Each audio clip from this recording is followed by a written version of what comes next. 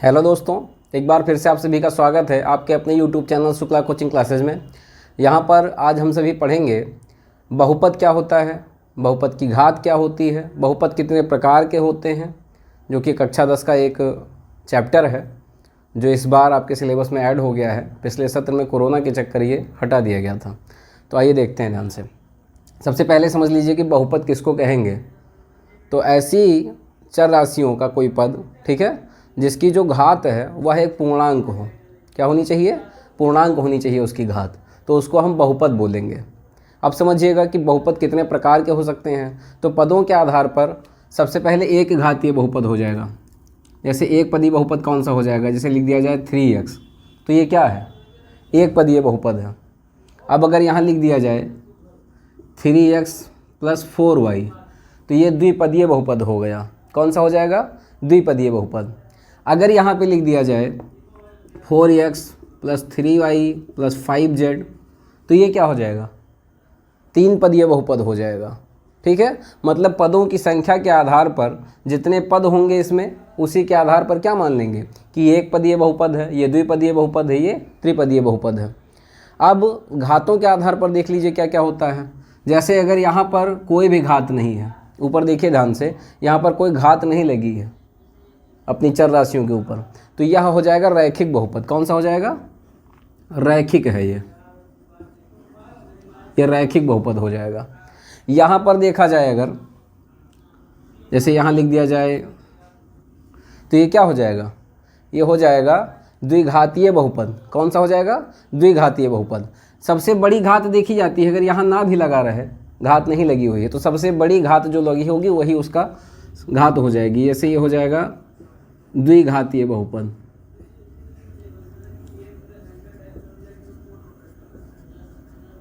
फिर समझिएगा ये कौन सा होगा? जैसे यहाँ लिख दिया जाए कि 4x3 3x2 फिर 5z ऐसे लिखा है, तो इसमें क्या हो जाएगा? तो यहाँ सबसे बड़ी घात कौन सी है? 3 है, तो ये त्रिघातीय बहुपद हो जाएगा। कौन सा हो जाएगा? त्रिघातीय बहुपद।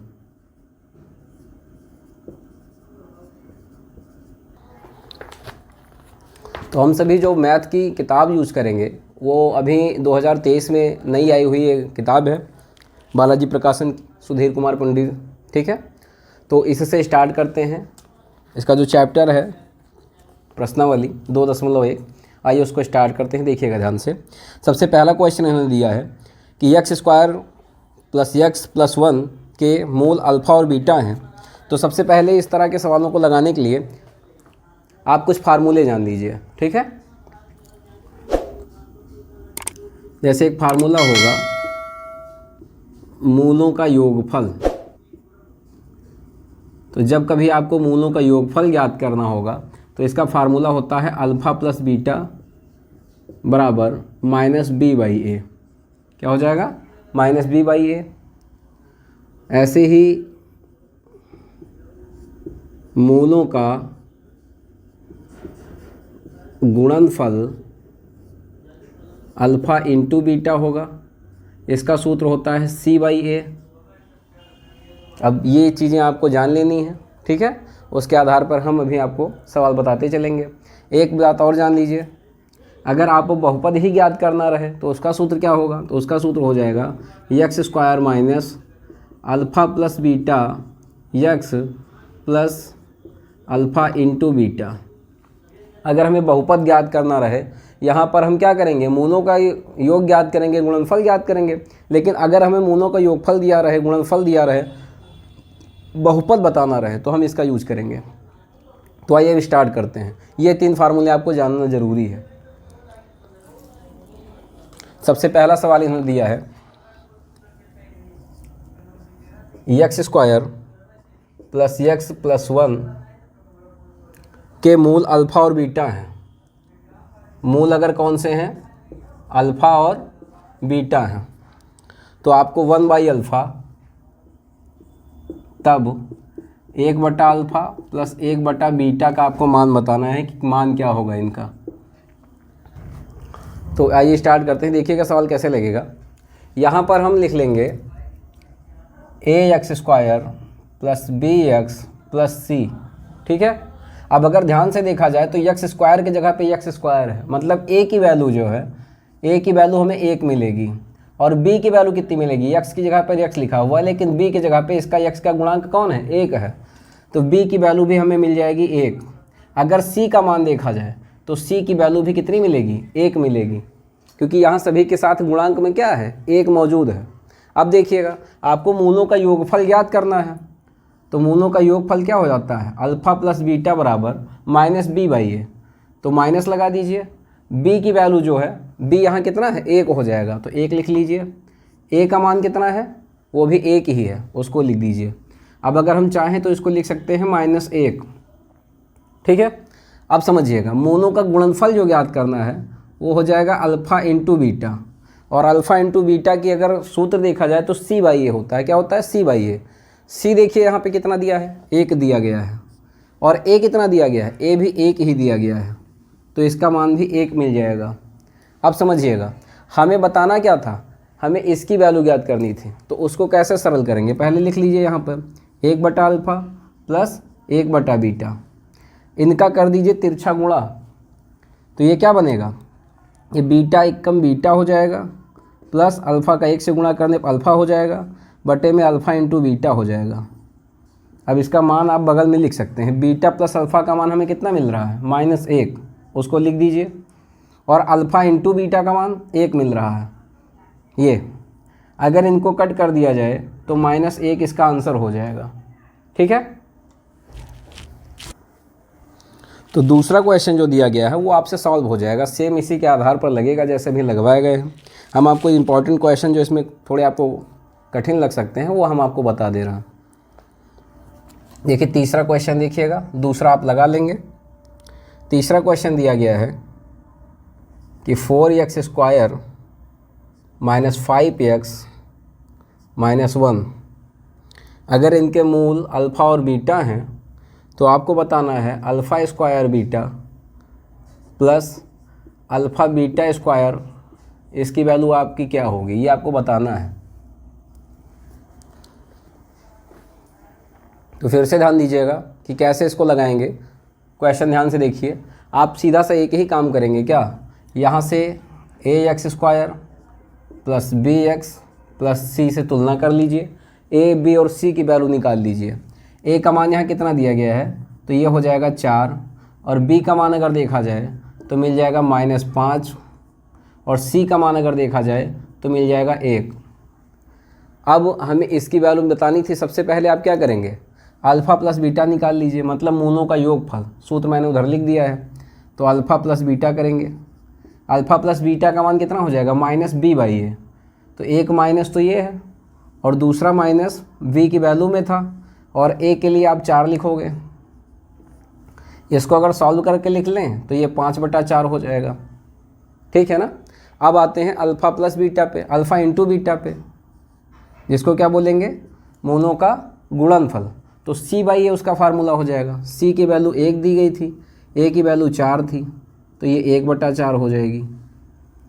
अब आपको करना क्या था, क्योंकि आपको इसको सॉल्व करना अनिवार्य है, ये कर लेंगे तब आपको समझ में आ जाएगा। तो देखिए ध्यान से, अल्फ़ा स्क्वायर बीटा और प्लस अल्फ़ा बीटा स्क्वायर में आप ये करिए कि अल्फ़ा और बीटा दोनों जगह मौजूद हैं, तो आप अल्फ़ा और बीटा को ले लीजिए कॉमन, यहाँ बच जाएगा अल्फ़ा और प्लस अंदर बच जाएगा बीटा।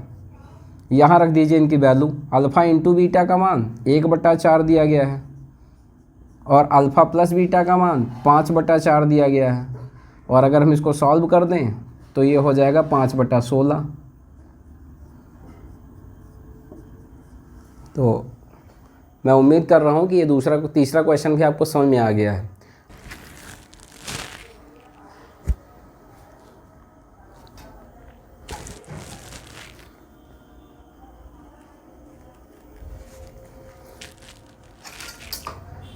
तो आइए इस क्वेश्चन को देखिएगा, जो कि 5वां क्वेश्चन है आपकी बुक का। तो इसको कैसे सॉल्व करेंगे, यहाँ पर ऐसा करते हैं कि इनका हम कर देते हैं तिरछा गुणा, ठीक है। तो 6 और x² का गुणा हो जाएगा 6x² प्लस x ऐसे रहेगा, और 6 दूनी 12 हो जाएगा। अब अगर हम चाहें तो हमें यहाँ से इनके मूल ज्ञात करने हैं, क्या ज्ञात करना है, मूल ज्ञात करने हैं दोनों। तो इसके कई सारे तरीके हैं कि आप 12×72 आप इसका गुणनखंड करके भी मूल ज्ञात कर सकते हैं। तो ये क्वेश्चन आसान है, आप इसको लगा पाएंगे और लग जाएगा। आप इसे 6x² प्लस 9 - 8 x - 12 इस तरह से लगा लीजिएगा।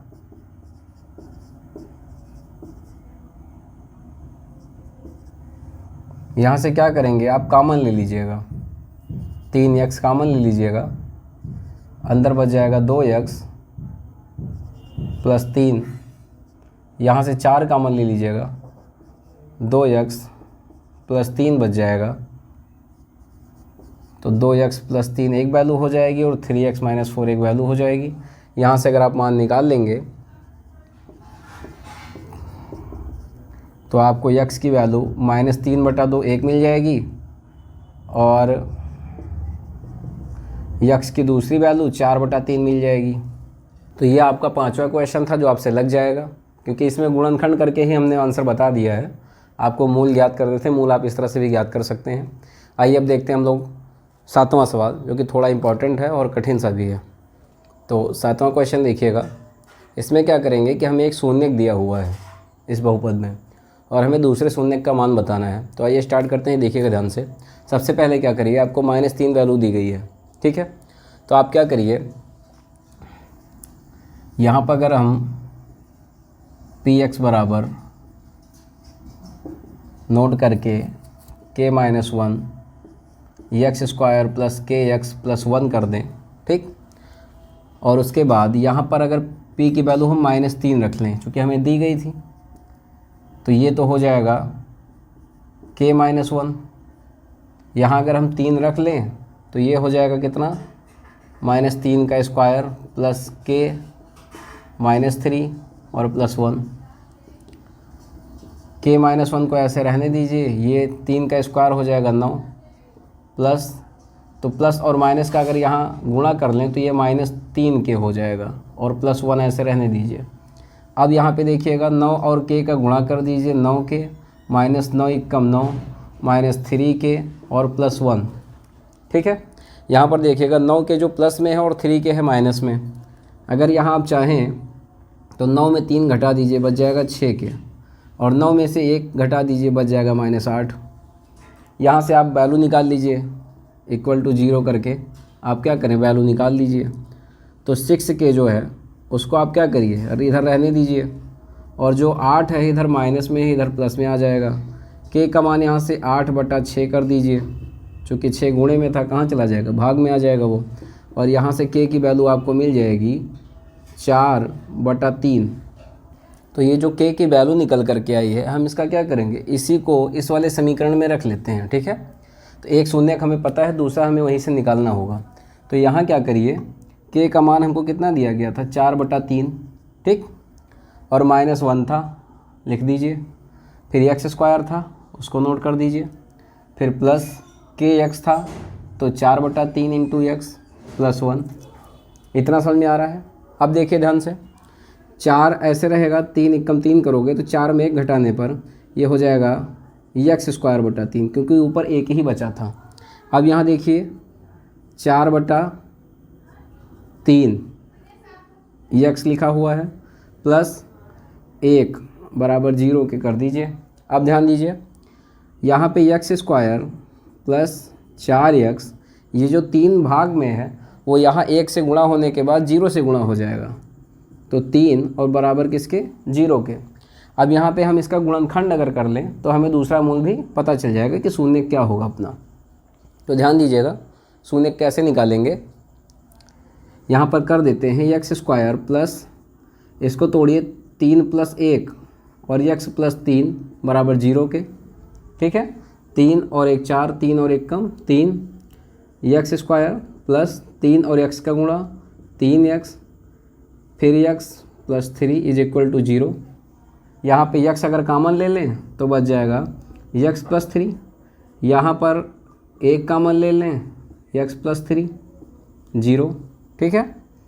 अब इधर कर लेते हैं थोड़ा सा सॉल्व, x + 3 और x + 1। देखिए यहाँ पर एक वैल्यू अगर निकाली जाए तो हमें ऑलरेडी पता है कि x + 3 = 0 अगर हम करेंगे तो x का एक शून्य तो हमें ऑलरेडी पता है -3 था, देखिए आ गया। अब हम यहाँ से क्या करें, x + 1 का मान निकाल लें, x + 1 = 0। तो x का दूसरा जो शून्य प्राप्त हुआ हमें सवाल का वो -1 प्राप्त होगा। कितना मिलेगा, -1। तो अब ध्यान से समझ लीजिए एक बार फिर से सवाल को। यहाँ पे हमने क्या किया, जो हमारा k-1 x² + kx + 1 था, इसका एक शून्य -3 था, तो हम क्या करेंगे px = k-1 x² + kx + 1 में यहाँ पर क्या करेंगे, -3 जो इसका एक शून्य दिया था उसको रख देंगे इस समीकरण में x की जगह पर। तो ये 3 का स्क्वायर 9 हो जाएगा और ये प्लस और माइनस का गुणा माइनस हो जाएगा, 3 और k का गुणा 3 1 और ये 1 ऐसे उतर जाएगा। 9 और k का गुणा 9 k, 9 1 कम 9 हो जाएगा। यहाँ से सॉल्व करोगे जब तो 9 में 3 घटाने पर 6 के और 9 में से 1 घटाने पर 8 बच जाएगा। इसी तरीके से k इधर गुणे में रहेगा, 6 कहाँ चला गया, चूँकि गुणे में था करके भाग में पहुँच गया। 4/3 k की वैल्यू निकाल ले और उसको इस वाले समीकरण में ही रख दिया गया है। यहाँ से हमको एक समीकरण प्राप्त हुआ जिसको हल करने पर हमें x का मान जो है -1 और -3 प्राप्त हुआ। चूँकि -3 ऑलरेडी इन्होंने दे रखा था तो हमें -1 की ज़रूरत थी, जो कि हमारा दूसरा शून्य था। अब आते हैं अगले सवाल पर। 4/3 x लिखा हुआ है प्लस 1 = 0 के कर दीजिए। अब ध्यान दीजिए यहाँ पे x² + 4x, ये जो 3 भाग में है वो यहाँ 1 से गुणा होने के बाद 0 से गुणा हो जाएगा, तो 3 और बराबर किसके, 0 के। अब यहाँ पे हम इसका गुणनखंड अगर कर लें तो हमें दूसरा मूल भी पता चल जाएगा कि शून्य क्या होगा अपना। तो ध्यान दीजिएगा शून्य कैसे निकालेंगे, यहाँ पर कर देते हैं x² प्लस, इसको तोड़िए 3 + 1 और x + 3 = 0 के, ठीक है। 3 और 1 4, 3 और 1 कम 3, x² प्लस 3 और x का गुणा 3x, फिर x + 3 = 0। यहाँ पे x अगर कॉमन ले लें तो बच जाएगा x + 3, यहाँ पर 1 कॉमन ले लें x + 3 0, ठीक है। अब इधर कर लेते हैं थोड़ा सा सॉल्व, x + 3 और x + 1। देखिए यहाँ पर एक वैल्यू अगर निकाली जाए तो हमें ऑलरेडी पता है कि x + 3 = 0 अगर हम करेंगे तो x का एक शून्य तो हमें ऑलरेडी पता है -3 था, देखिए आ गया। अब हम यहाँ से क्या करें, x + 1 का मान निकाल लें, x + 1 = 0। तो x का दूसरा जो शून्य प्राप्त हुआ हमें सवाल का वो -1 प्राप्त होगा। कितना मिलेगा, -1। तो अब ध्यान से समझ लीजिए एक बार फिर से सवाल को। यहाँ पे हमने क्या किया, जो हमारा k-1 x² + kx + 1 था, इसका एक शून्य -3 था, तो हम क्या करेंगे px = k-1 x² + kx + 1 में यहाँ पर क्या करेंगे, -3 जो इसका एक शून्य दिया था उसको रख देंगे इस समीकरण में x की जगह पर। तो ये 3 का स्क्वायर 9 हो जाएगा और ये प्लस और माइनस का गुणा माइनस हो जाएगा, 3 और k का गुणा 3 1 और ये 1 ऐसे उतर जाएगा। 9 और k का गुणा 9 के, 9 1 कम 9 हो जाएगा। यहाँ से सॉल्व करोगे जब तो 9 में 3 घटाने पर 6 के और 9 में से 1 घटाने पर 8 बच जाएगा। इसी तरीके से k इधर गुणे में रहेगा, 6 कहाँ चला गया, चूँकि गुणे में था करके भाग में पहुँच गया। 4/3 k की वैल्यू निकाल ले और उसको इस वाले समीकरण में ही रख दिया गया है। यहाँ से हमको एक समीकरण प्राप्त हुआ जिसको हल करने पर हमें x का मान जो है -1 और -3 प्राप्त हुआ। चूँकि -3 ऑलरेडी इन्होंने दे रखा था तो हमें -1 की ज़रूरत थी, जो कि हमारा दूसरा शून्य था। अब आते हैं अगले सवाल पर। 9 नंबर क्वेश्चन देखिए अपना। करना क्या है, मूलों का योग आपको दिया है, गुणनफल दिया है, लेकिन हमें मूल बताने हैं। तो आइए समझते हैं क्या करेंगे। यहाँ पर x², ये जो फार्मूला है इसी के आधार पर इसका पहले हम बहुपद प्राप्त कर लें, फिर उसका गुणनखंड करके हम इनके मूल याद कर लेंगे। तो x² लिख दीजिए, माइनस लगा दीजिए। अल्फ़ा प्लस बीटा का मान जो योगफल होता है वो कितना है, 8 दिया गया है, साथ में x लिखा हुआ है तो इस x को यहाँ लिख दीजिए, प्लस गुणनफल जो दिया गया था वो 12 दिया है। अब इस पद का हम गुणनखंड कर लें, x² - 6 + 2 x + 12, ठीक है। यहाँ पर देखिएगा x² -6 और x का अगर गुणा कर दें तो 6x हो जाएगा, माइनस और प्लस का गुणा यहाँ माइनस हो जाएगा, 2 और x का गुणा हो जाएगा 2x, फिर 12 को ऐसे नोट कर दीजिए। यहाँ से अगर x कॉमन ले लें तो x बचेगा -6 बचेगा। यहाँ से अगर 2 कॉमन ले लें तो x -6 बचेगा। यहाँ प्लस है और यहाँ माइनस है, चूँकि हम माइनस में कॉमन लेंगे इसलिए अंदर का निशान जो होता है वो बदल जाता है। x -6 और x -2। अब हम यहाँ से x की वैल्यू निकाल लेते हैं। x -6 बराबर 0 कर दीजिए, x का मान आपको 6 मिल जाएगा। ऐसे ही यहाँ पर x -2 बराबर 0 करिए, x की जो वैल्यू है वो 2 मिल जाएगी। तो हमें दोनों मूल भी प्राप्त हो गए। मूल कौन कौन से हैं? 6 हैं और 2 हैं। तो मैं उम्मीद कर रहा हूँ कि यहाँ तक के सारे क्वेश्चन आपको अच्छे से समझ में आए होंगे। नेक्स्ट क्लास में मैं इसके बचे हुए वो क्वेश्चन आपको बताऊँगा जो आपके फंस रहे होंगे। कमेंट बॉक्स में अगर कोई क्वेश्चन ना समझ में आया होगा या आपको नया क्वेश्चन कोई जानना होगा तो आप कमेंट बॉक्स में बता सकते हैं। धन्यवाद।